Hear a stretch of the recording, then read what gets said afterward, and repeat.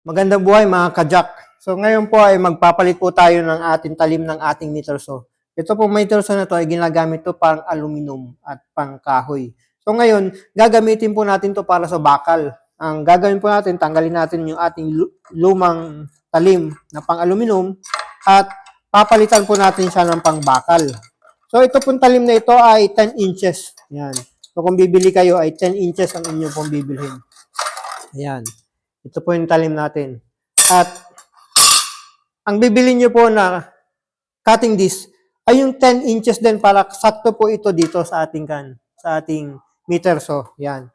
At gumawa po ako ng improvised na washer at meron din naman pong nabibili na washer ito, yung washer niya. Kasama na rin po ito pag bumibili kayo ng cutting disc nito. Yan. Ito po, ito.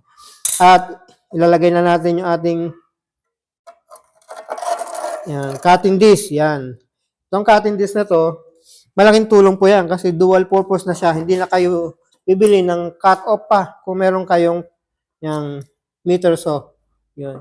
Kung gagamitin nyo lang po ito pang sarili, mas okay lang po na dual purpose na siya para hindi na kayo doble ng bibilhin. Ang bibilhin nyo na lang ay yung meter saw.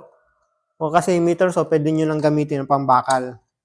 Pero bago nyo po gamitin to sa pangbakal, meron pa po itong isang ina-adjust.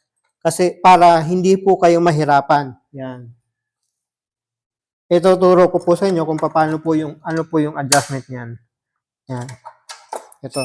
Nakikita nyo po ba ito? Itong guide na ito, ina-adjust po yan.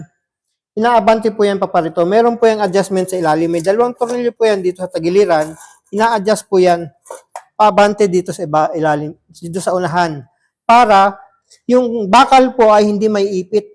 So, ganun po, ganun. Bago nyo po gamitin tong cutting disc nito, kailangan adjust nyo po muna ito. So, kung kailangan nyo po nito, cutting disc, comment lang po kayo at makikita nyo rin po ito sa aking yellow basket. Salamat!